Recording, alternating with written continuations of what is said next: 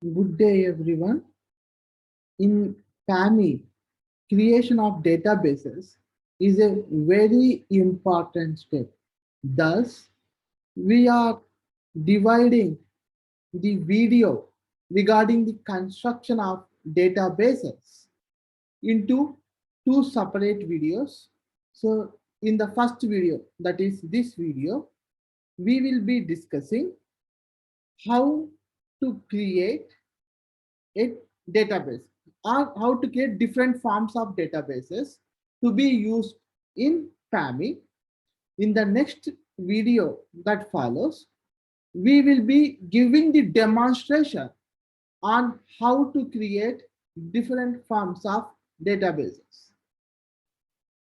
So today's video is on procedure to create different forms of databases. So this is theoretical by nature, the presentation. So the outline of my presentation is as follows. First, I will be describing what is an item and what is a database. The next, I will be discussing the classification of items and databases. Finally, I will be giving the method for creating databases. So let us look at what is an item and a database. So if we look at the any data learning algorithms architecture, okay, so it is very simple. We have a data that we give it as an input to a learning algorithm. The learning algorithm can be data mining, machine learning, deep learning, whatever it is, a learning algorithm based on data. So the learning algorithm will learn from the data and it will output the knowledge. So this is the typical architecture of any database learning algorithm. So what we have to know is every learning algorithm will have its inherent weaknesses.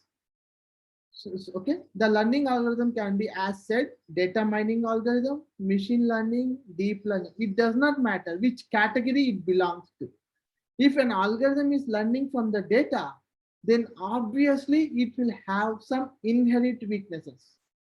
The reason for the weaknesses is for any learning algorithm, data is its strength and also its weakness. Both. So data is a double-edged sword.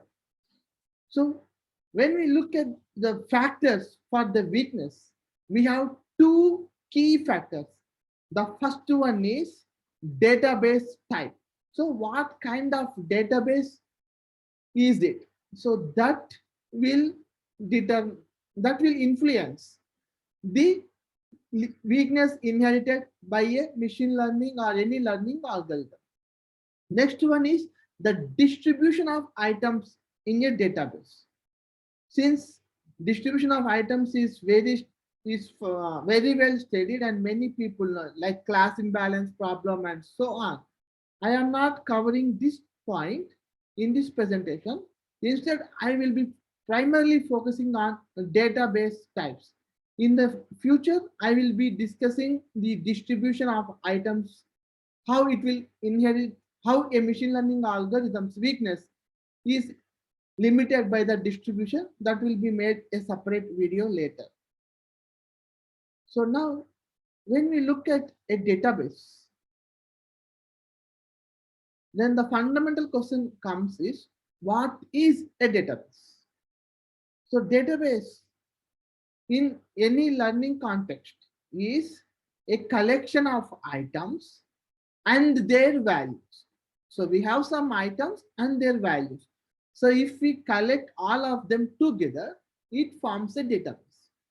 So to understand items, let us look at the matrix representation that we all know. Okay. So we have matrices. So these matrices, they can be one-dimensional, two-dimensional, or n-dimensional matrices. It doesn't matter. So in these matrices, an item represents an object of any application for which data is being collected.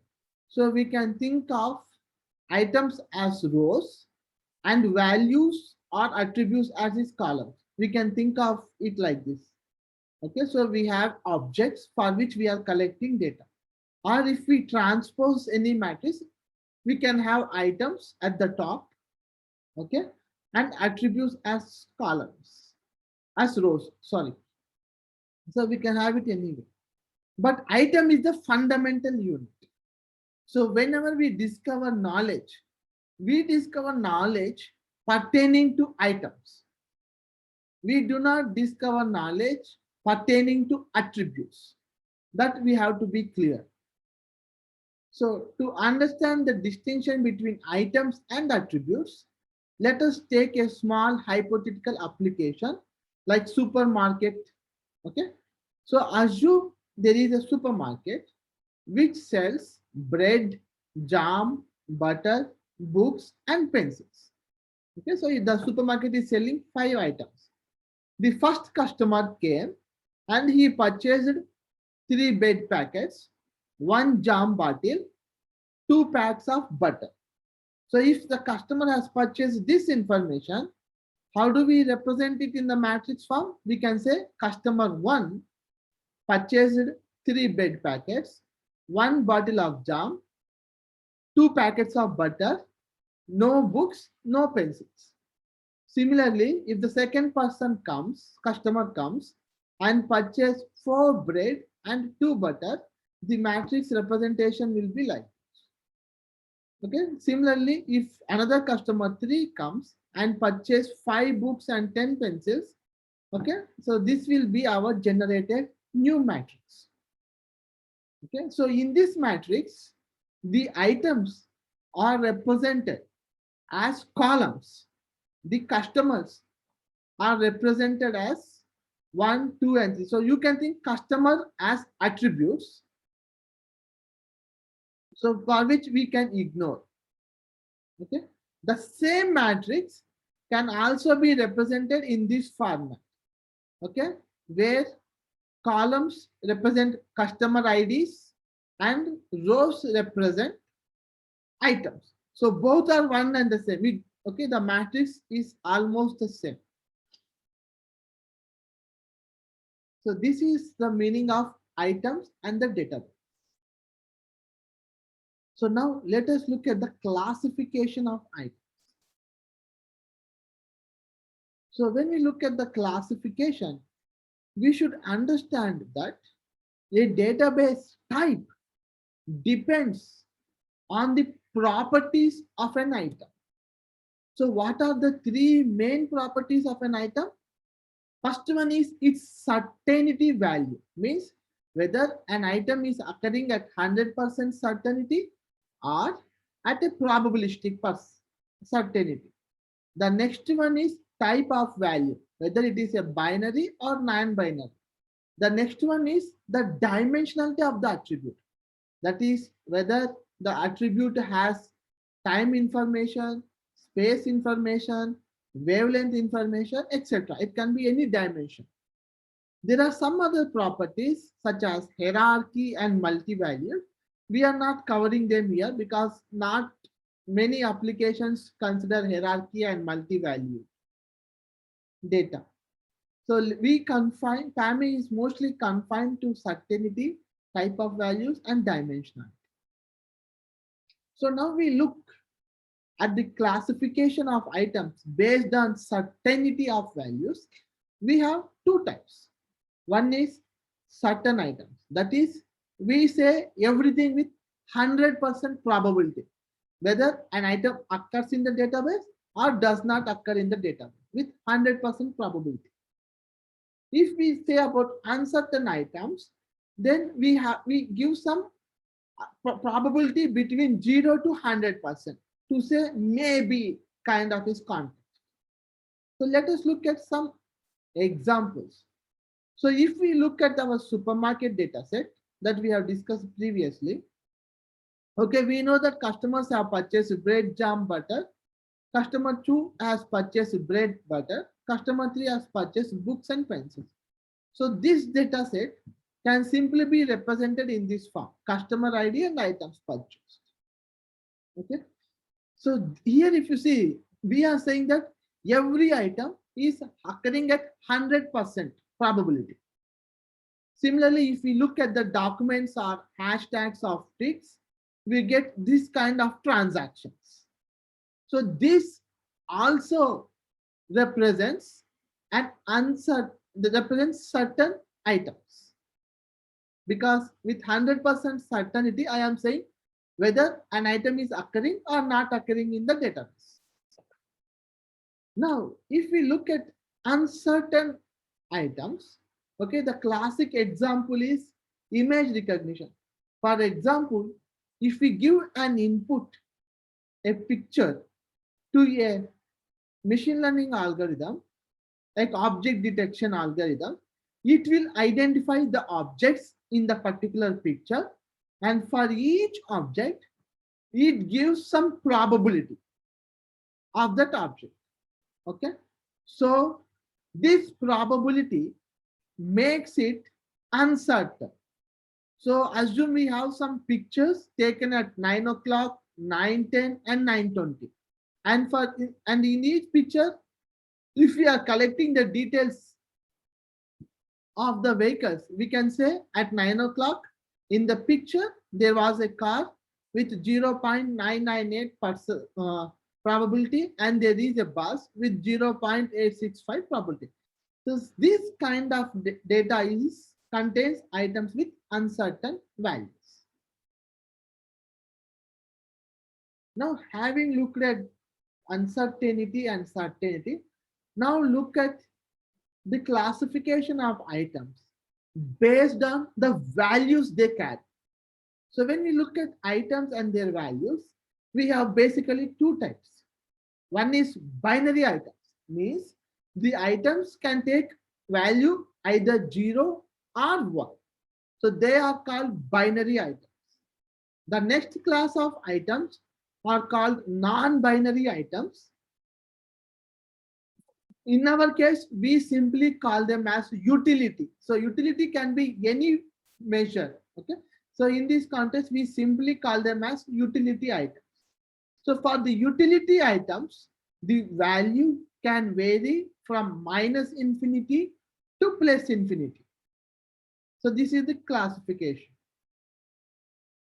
So now if we look at the example of supermarket data set, we have bread, jam, butter. Okay, so if we are only taking the data in the format of binary, okay, so this is how we represent binary items. So bread has a customer 1 purchased bread, so we say one for jam and 1 for butter, 0 for books and pencils. So this is how we represent in as binary items.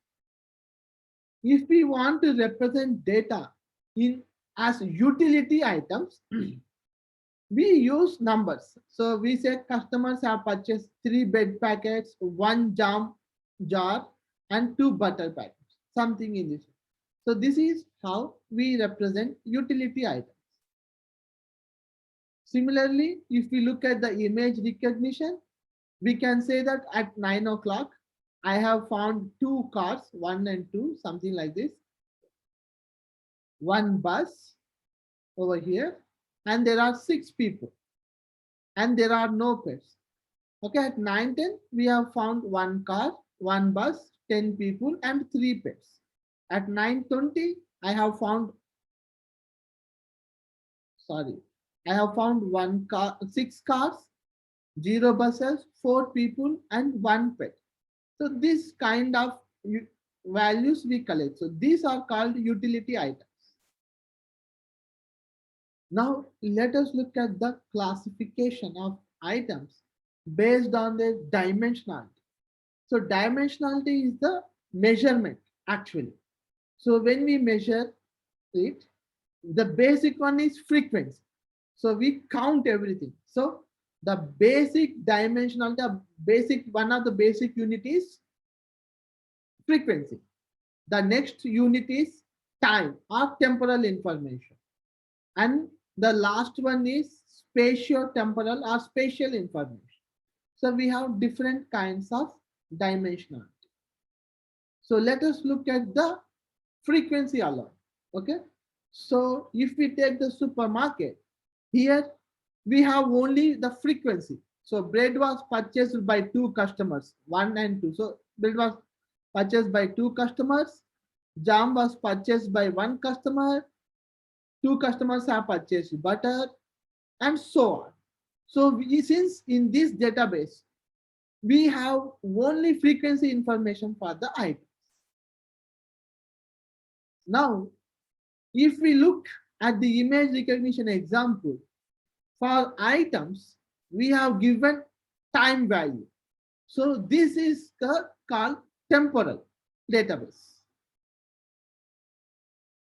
And then if we look at the spatial information or spatial temporal databases, we basically have two forms. One is raster form, the another one is vector form.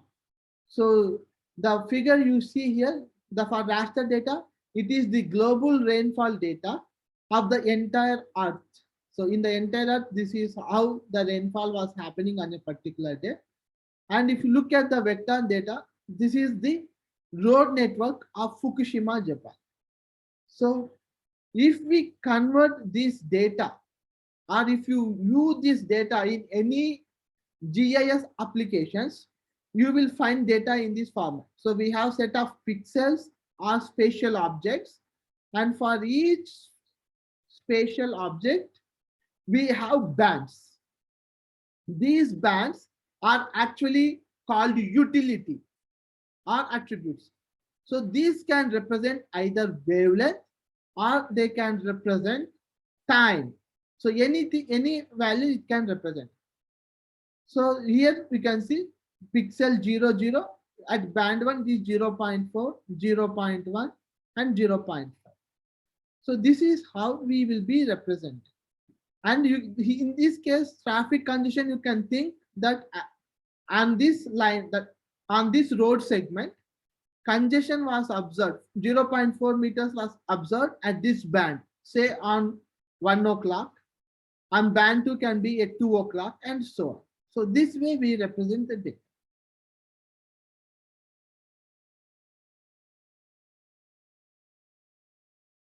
Now let us look at the classification of databases.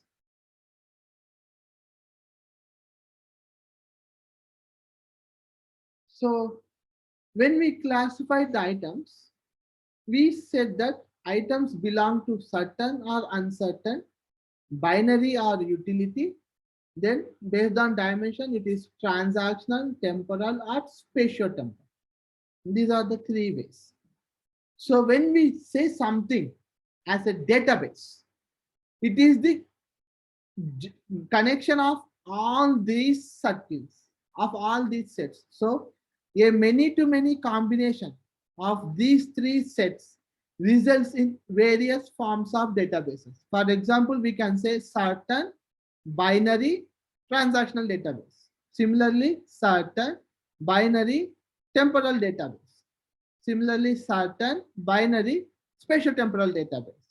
Similarly, we can say about uncertain also. All the combinations can be generated. So these are the basic forms of databases. Now, if we look at the difficulty, okay, so we can say that certain mining something, certain data is much easier than uncertain data. Similarly, mining binary data is much easy than mining utility data sets. Okay, because utility is non-binary, so it is much difficult.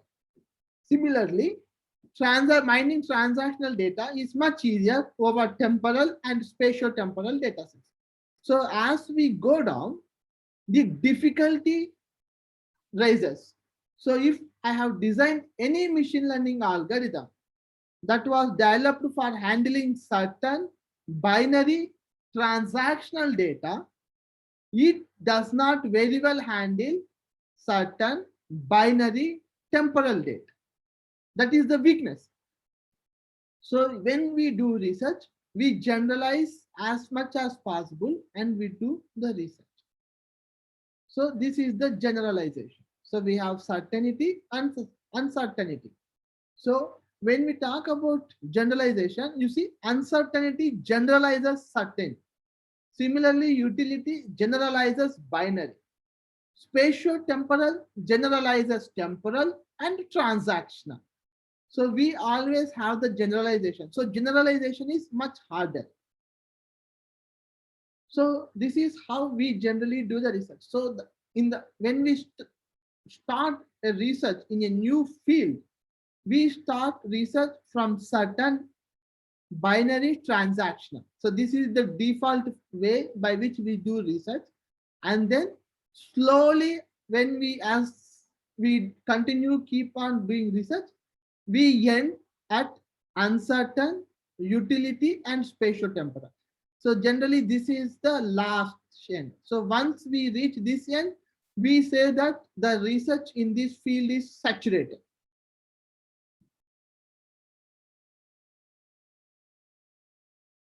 So until now, we have covered items, the database, classification of items, classification of database. Now we look at how to create different types of databases to be used in PAMI. So the first one is transactional database, that is certain binary transactional databases. So to perform mining on such databases, these are the rules that everyone has to follow. First one is items within a transaction must be separated using a separator.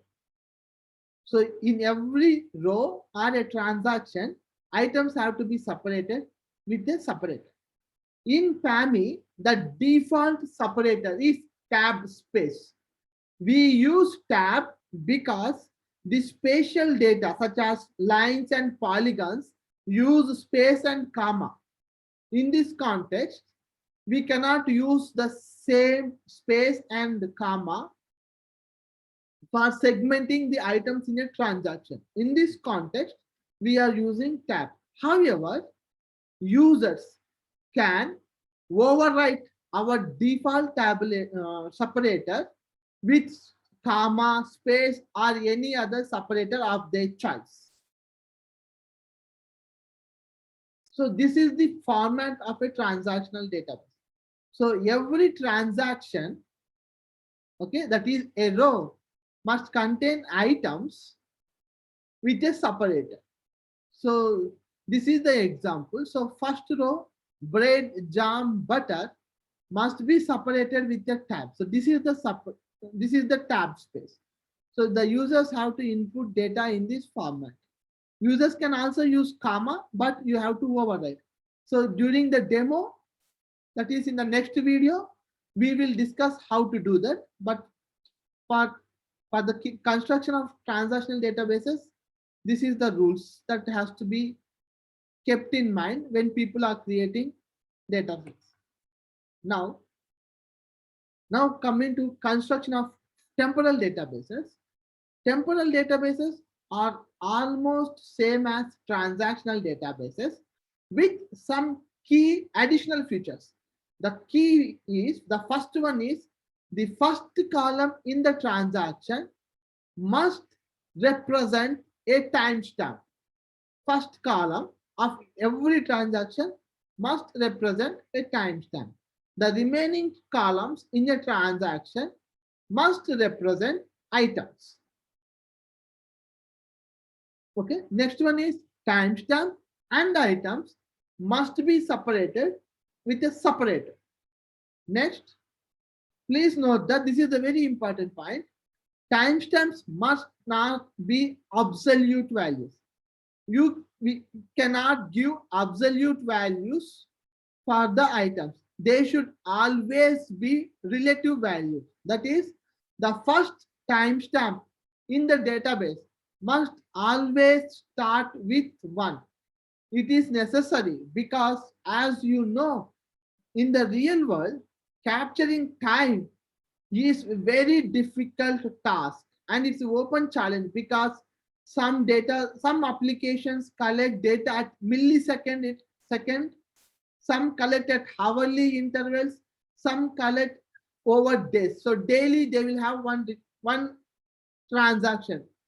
So if we have such kind of data, it becomes very complicated to develop data mining algorithms to handle temporal data. So researchers simply use relative values for mining patterns from temporal data sets. So we request users to create temporal databases with relative timestamps. So here is the example. So the format of a transaction is first column is timestamp, okay, separated by items. So this is the example. So you one bread jam butter. So you can give in this way. Please note that in a temporal database, you can have gaps. Irregular gaps are allowed. So no need to worry. Just give the data in irregular timestamps and all algorithms will work with no problem. Please do not provide absolute timestamps. This is our request. If you have this data, please convert it into relative timestamps.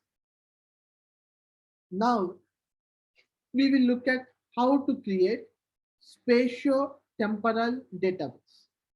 When we talk about creating spatio-temporal databases, we have these two rules. Every spatio-temporal database is divided into two databases. One is the neighborhood database.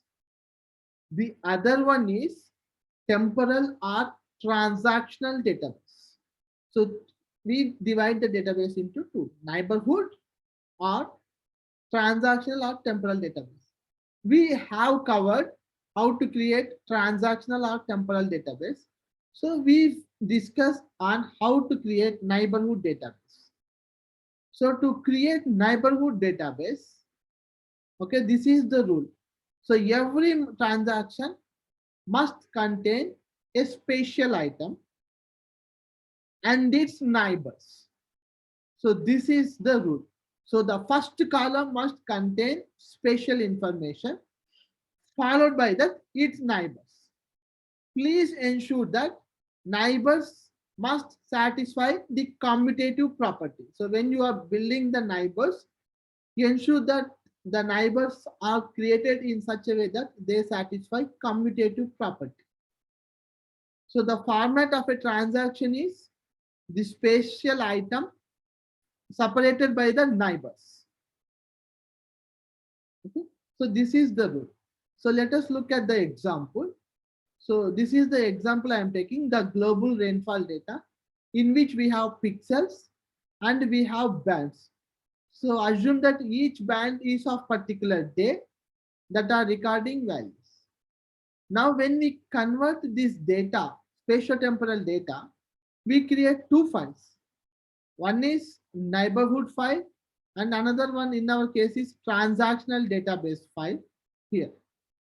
So in the neighborhood file, we say that for 00 pixel, its neighbors are 0 0.1, 0, 1, 0, 2, 1, 1.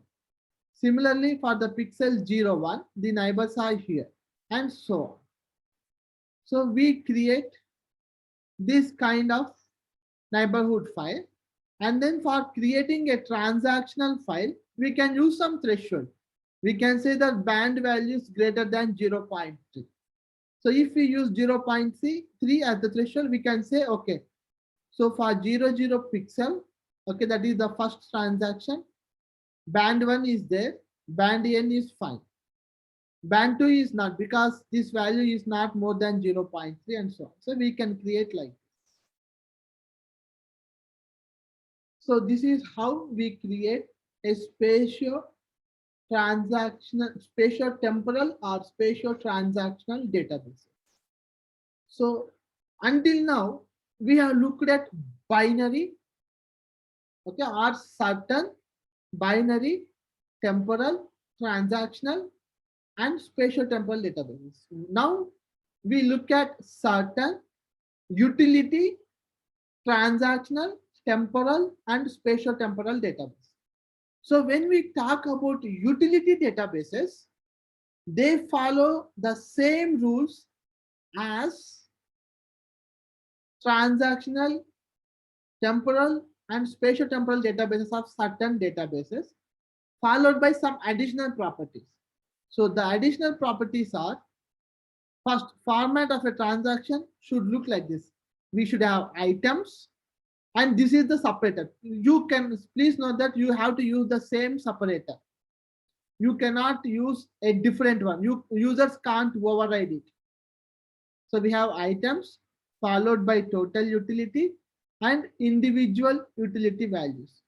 So assume this is the time and these are the sensors that are recording some values. So what we say is we convert this into a utility transactional database, sensor 1, sensor 2, sensor 3. And then total utility is the sum of these values, 90 plus 10 plus 30, followed by individual utility value. So this is how we have to create utility transactional databases. Similarly, if users have to create utility temporal databases, then what they have to do is they have to use the timestamp before. So the default separator is tab, okay, but this separator can be overwritten. Similarly, when we look at utility spatiotemporal database, same thing. We have neighborhood database followed by utility transactional or utility temporal database. So this is how we create. So we have the rainfall data and this is the band data. If we have this kind of data, we have to give a neighborhood file followed by bands and their values. So we have to give the data in this format. So creating this data is a difficult task. So we have a separate library to create this spatio-temporal databases. And I will be making a separate video on how to create these databases using PAMI. So we have a separate sub package called data pre-processing.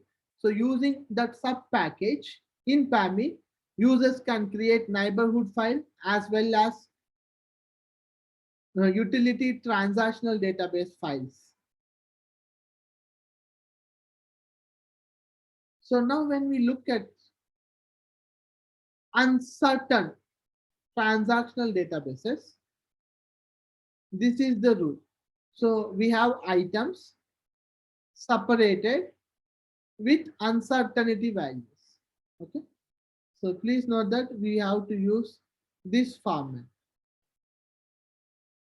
Similarly, for uncertain databases, we will have the timestamp followed by the items, the separator, and then uncertain values for the respective items. Thank you very much. So this is how you have to create data sets for using in PAMI. If you have any questions or any doubts, please send an email to pami.report@gmail.com. So with this, we have completed the explanation on how to create data sets for using in PAMI. In the next video, we will show a demo on how to create and use them in PAMI. Thank you very much.